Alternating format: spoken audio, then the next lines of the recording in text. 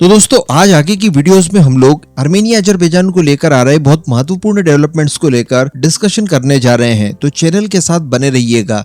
लेकिन फिलहाल इस वीडियो में हम लोग बात करने जा रहे हैं ई बॉम्ब को लेकर। जी हाँ, कुछ दावे किए जा रहे हैं और बताया ये जा रहा है कि इजराइल द्वारा ईरान के ऊपर ई बॉम्ब से अटैक करने के लिए पूरी तैयारियां कर ली गई है और यह एक इस तरह का खतरनाक बॉम्ब होगा जिससे बताया जा रहा है कि एक ही अटैक में ईरान पूरी तरह से पाषाण युग में पहुंच जाएगा। दरअसल मैं आपको बता दूं कि रिसेंटली इजराइल द्वारा एक एयर स्ट्राइक की गई थी। ये एयर स्ट्राइक की गई थी ईरान के वाणिज्य दूतावास में जो स्थित था सीरिया की राजधानी डिमास्कस में। और मैं आपको बता दूं कि इस ईरानी दूतावास के अंदर ईरान की फोर्सेस के कई महत्वपूर्ण कमांडोज भी उस समय वहां पर मौजूद थे, जिन्हें मार गिराने का ही लक्ष्य इजराइल द्वारा बनाया गया था। और इजराइल की एयर स्ट्राइक पूरी तरह से सटीक रही, जिसमें ईरान के ये कई सारे कमांडोज मारे जाते हैं। अब इसके बाद आप समझ सकते हैं कि ईरान और इजराइल के बीच में टेंशन जो है वो काफी ज्यादा हाई हो गई है। ऐसी परिस्थिति में ईरान द्वारा बदला लेने की बात कही जा रही है। अब बदला लेने के लिए ईरान भी इस तरह के अटैक्स कर सकता है। इस वजह से बताया ये जा रहा है कि इजराइल द्वारा अपनी जगह जगह पर जितनी भी एम्बेसीज है उन सभी को बंद करवा दिया गया है। वहां से अपने ऑफिशियल्स को सेफ जगह पर भी भेज दिया गया है। लेकिन इसी बीच मोसाद द्वारा यह भी बताया गया है और आशंका जताई गई है कि ईरान द्वारा लॉन्ग रेंज की मिसाइलों का इस्तेमाल करते हुए या फिर ड्रोन्स का इस्तेमाल करते हुए इजराइल के मैनलैंड पर भी अटैक करवाया जा सकता है। इससे बचने के लिए फिलहाल इजराइल द्वारा इजराइल की ही कई महत्वपूर्ण लोकेशंस पर जीपीएस सर्विसेज तक को ब्लॉक करवा दिया गया है ताकि अटैक वगैरह से इजराइल बचा रहे।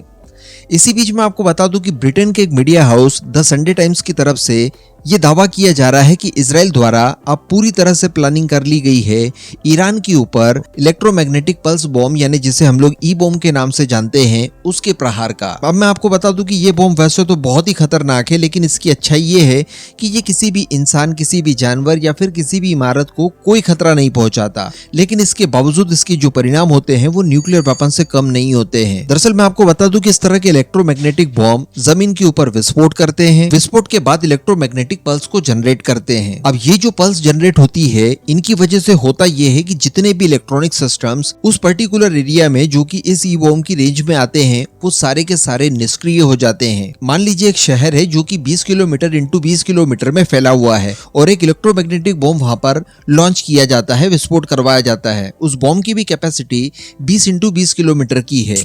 तो उस पूरे शहर में जितने भी इलेक्ट्रॉनिक उपकरण होंगे वो काम करने बंद कर देंगे, वो पूरी तरह से नष्ट हो जाएंगे। उनके सर्किट वगैरह इंटरनली पूरी तरह से जल जुला जाएंगे। यानी जितने भी कंप्यूटर सिस्टम्स हैं, जितने भी कम्युनिकेशन सिस्टम्स हैं, जितने भी मोबाइल फोन्स वगैरह हैं, ये सारे के सारे काम करने बंद कर देंगे। टीवी, फ्रिज वगैरह इस तरह की सारी चीजें, टेलीफोन वगैरह सब कुछ बंद हो जाएंगे। सैटेलाइट से जो कम्युनिकेशन हो रहा है वो भी बंद हो जाएगा और इस तरह से वो शहर पाषाण युग में बदल जाएगा। कुछ अमेरिकन साइंटिस्ट और एक्सपर्ट्स द्वारा ये दावा किया जाता है और द संडे टाइम्स की इस रिपोर्ट में भी ये दावा किया गया है कि जब ईरान द्वारा न्यूक्लियर फैसिलिटी के ऊपर काफी बड़े स्केल पर काम किया जा रहा था, उस समय भी इजराइल द्वारा इस तरह के अटैक को लेकर चर्चाएं निकलकर सामने आई थी। आगे रिपोर्ट में बताया ये जाता है कि इस तरह के बॉम्ब के इस्तेमाल से गामा रेज बहुत ही ज्यादा तेजी से फैलती है और इसके आसपास जितने भी इलेक्ट्रॉनिक्स उपकरण होते हैं वो सारे जलकर खाक हो जाते हैं। तो अब आज की परिस्थिति अगर देखी जाए तो सारे कुछ काम इलेक्ट्रॉनिकली संभव हो पाते हैं। आपके फाइटर जेट वगैरह भी इसी कैटेगरी में आते हैं, तो वो भी इफेक्टेड एरिया में काम करने बंद कर देंगे। आपके ड्रोन सिस्टम है वो भी उस एरिया में काम करने बंद कर देंगे। आपके मिसाइल सिस्टम, रडार सिस्टम्स या फिर अन्य जितने भी एयर डिफेंस सिस्टम वगैरह हैं, डिफेंसिव या फिर किसी भी तरह का कोई ऑफेंसिव वेपन है, ये सारे कुछ काम करने बंद कर देंगे, पूरी तरह से निष्क्रिय हो जाएंगे।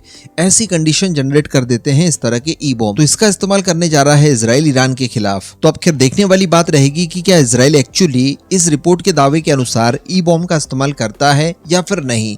लेकिन यहाँ पर आपके मन में एक प्रश्न जरूर उठ रहा होगा कि क्या इतना पावरफुल बॉम्ब हमारे पास भी है?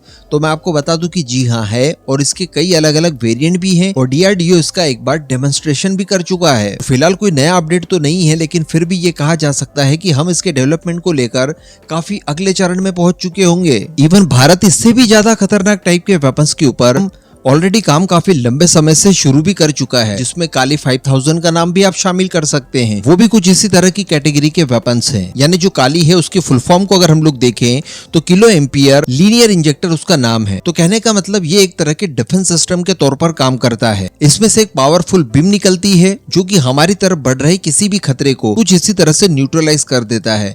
यानी डायरेक्टली इससे कोई आग वगैरह नहीं लगती, ना ही किसी तरह का कोई शॉक वगैरह हमें देखने के लिए मिलता है। लेकिन जिस भी वेपन से हमारे ऊपर अटैक किया जा रहा होगा, डेफिनेटली उसके अंदर इलेक्ट्रॉनिक सर्किट का इस्तेमाल किया ही गया होगा और उसे निष्क्रिय कर देने के लिए काली की वेव्स इनफ हो जाती है। तो ये भी कहा जा सकता है कि इस तरह के माइक्रोवेव वेपन्स या फिर इस तरह के इलेक्ट्रोमैग्नेटिक पल्स वेपन्स ये आज डिस्कस किए जाने वाले लेजर वेपन की तुलना में भी काफी ज्यादा खतरनाक है, जिससे ह्यूमन बीइंग को किसी तरह का कोई नुकसान नहीं होता, कोई त्रासदी वगैरह नहीं आती।